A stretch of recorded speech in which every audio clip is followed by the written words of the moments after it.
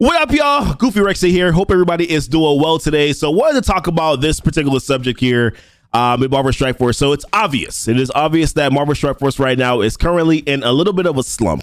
We made a video earlier this week talking about whether or not Marvel Strike Force is dying. The end verdict for me was that no, I don't think Marvel Strike Force is dying, but definitely for sure it is in a little bit of a decline. There are some things in the game that aren't necessarily as good or as fun, whatever the case is. But really what I wanted to talk about in this video today is sort of just burnout. And I feel like right now, talking to a lot of people on Twitch, talking to people in Discord, I can see also in the YouTube comments as well, that there are some players right now that genuinely are experiencing what is called burnout in Marvel Strike Force. And I made a video a while back, man, talking about not rushing in Marvel Strike Force and really kind of taking this game at your own pace and trying to navigate that burnout and try to really get yourself into a place where you're not necessarily chasing what is that new thing and what is that meta. And I know you're like, but Deathpool is coming out and Deathpool seems to be the mystic answer that we need. But in reality, man, Deathpool is also going to be an event campaign release character. So do you necessarily need to force yourself to get that character as quickly as possible? Or can you be patient enough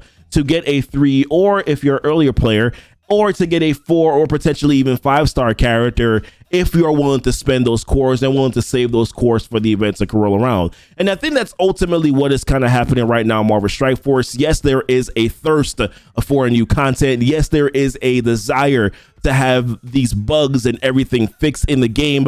But at the same time, I feel as if though, as a player base, that we have been chasing the meta. We've been chasing things too quickly, chasing them too fast. And I feel like, yes, to a certain extent, they're very good marketers, right? Scopely is very good at their marketing plan to make you feel as if though you have to do this content quickly. Dark Dimension 5 gets released. I must beat it now. But in reality, you don't. You don't need to beat it now.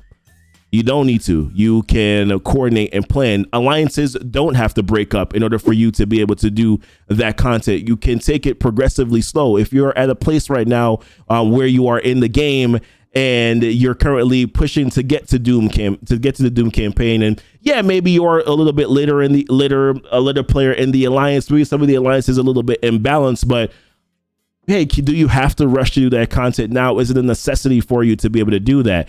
And I feel like alliances and players have to start to make that decision as to, okay, well, am I going to allow Scopely to dictate? I think everything that's happening right now is that what we're allowing Scopely to do is to dictate how we play this game, as opposed to learning how to be patient and learning how to navigate these different sort of pitfalls in a timely and an efficient manner, as opposed to dropping our wallets or, like I said, breaking up these alliances in order to be able to make it happen. So I guess the first thing that I would say is to caution you to not try to force yourself to try to chase this meta, to try to chase this new thing, but to really be mindful and sort of kind of starts to like process, okay, well, how can I go about navigating this in a way that will not leave me to be burnt out in Marvel Strike Force? Like I said, Deathpool is going to be an event campaign character. We saw recently with Maria Hill as she was a Blitz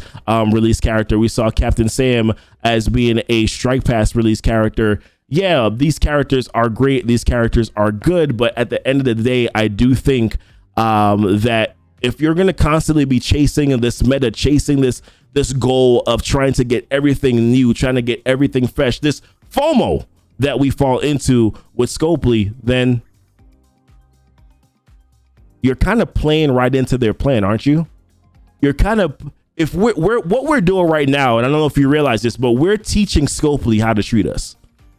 We're wailing on everything. We're spending 800 cores to unlock Moondragon when we know that she's going to be released in an event campaign or not an event campaign, but a different release method that's going to be more favorable for you to grab that character. But we decide that we're going to crack it out and then we're going to go grab Moondragon at 800 cores. We see the same thing with Maria Hill. And then all we're doing is that we're literally allowing for Scopely to treat us this way.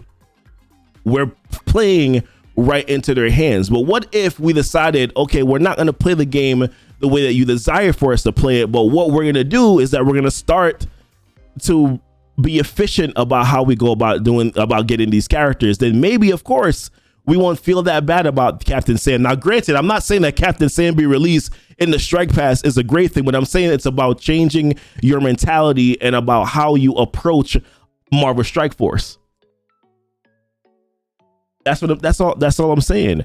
And I think that ultimately, at the end of the day, what I typically try to tend to do is, we know that gold is a big bottleneck in the game, but honestly, if you're managing your gold to where you're only spending 1 million gold per day, if you're an earlier player, probably spending only 600k gold a day, only spending 800k gold a day, if you're doing it in an efficient fashion, you won't run out of gold. That also will contribute to you not running out of your trading mats. That would also probably, T3s and T2s are still definitely a damn problem in this game. And Marvel Strike Force Scopely, they need to do some better things there to make sure that we're getting those sort of materials and resources at a more efficient basis. Seriously, Scopely, T2s for earlier players are a massive problem. T3s for earlier players are a massive problem. T2s, the blue ones, the blue ability mats, those are still a problem in Marvel Strike Force for earlier players. T3s, it literally takes a week. For players to get a character maxed out at, well, not even maxed out, but like max T3 maxed out at 6664. It literally takes them a week in order for them to be able to do so. Those are things that definitely need to be a change in this game. But basically what I'm saying in this video, guys, is that we need to stop teaching Scopely. We need to start teaching Scopely how to treat us properly, not chasing every single damn meta that comes into Marvel Strike Force, not dropping stacks upon stacks. And then, of course, at the tail end, we're then complaining about the fact that they're not changing the bugs or fixing the bugs quick enough, that they're not alleviating these bottlenecks quick enough. Well, maybe if you start talking a little bit more with your pockets and not spending, then maybe there's I know it's an unpopular opinion. Oh my goodness, Goofy said don't spend. Why would he say that? He said it's our fault. No, I'm not saying it's your fault. They're predatory. We know that they were predatory from the very beginning. That hasn't changed. It's a mobile game. We've known that from the very beginning. But we've played into their hands, and now we've taught them how to treat us, and then now we're surprised that they are forcing they're forcing our hands, and they're forcing us to chase this meta in the game. We're seeing this power leap now. It's happening. We're seeing Deathpool come out. We guarantee that she's going to be the amazing Doomray character. The rest of the team is going to be amazing Doomrays. We've seen Kestrel. We've seen Silver Surfer. All these things have happened, guys, in Marvel Strike Force. They're real. They're happening currently right now. But what I'm saying to you is, maybe we need to make the adjustment collectively to stop chasing the game the way that they want us to chase the game and start playing it at a more efficient way, in a way that will benefit us as players, as opposed to playing into their hands. That's all I'm saying. But listen, I'm not going to talk about this anymore. I feel as if though there's more I could go on, but I feel like this video, I feel like my point has been made. Let me know your thoughts. You know, what is it that maybe you can do to adjust your play, the way that you're going about this game? What have you done in a way, to a sense, that has kind of allowed them to continue to treat us badly this way?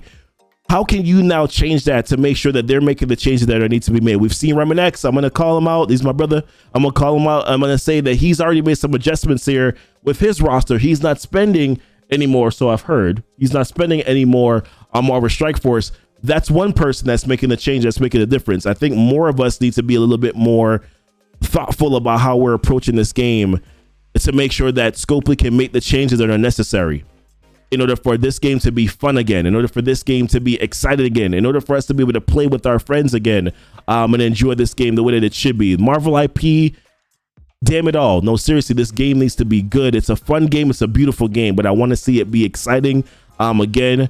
And I think that right now this game is in a slump and people are burnt out. And I feel like this is the way that we need to adjust ourselves so that we can get what we want out of Marvel Strike Force. But listen, appreciate you guys so much. Let me know, what are your thoughts, guys? Leave it in the comments. Am I on the right track here? Am I thinking the right way? I know that I'm definitely adjusting my roster. I'm probably not going to be spending as much in the game anymore. I think I didn't really spend that much in the game anyways, but definitely I've bought characters like Moondragon, Falavel. I bought those characters, not the 800 cores. I didn't do that, but I bought characters in Marvel Strike Force that have, like I said, maybe I could have not chased the meta. Maybe I could have allowed myself to get them in some other means that were more beneficial for me and not chase that meta that way and then not get burnt out, right? Even though I'm not burnt out, but I definitely do know that there are other players who are burnt out. Listen, I'm going off on a tangent. I'm done. Leave it in the comments, guys. We'd love to hear you guys, hear what you guys have to say. Appreciate you guys watching this video so much. Y'all be blessed. Y'all be safe.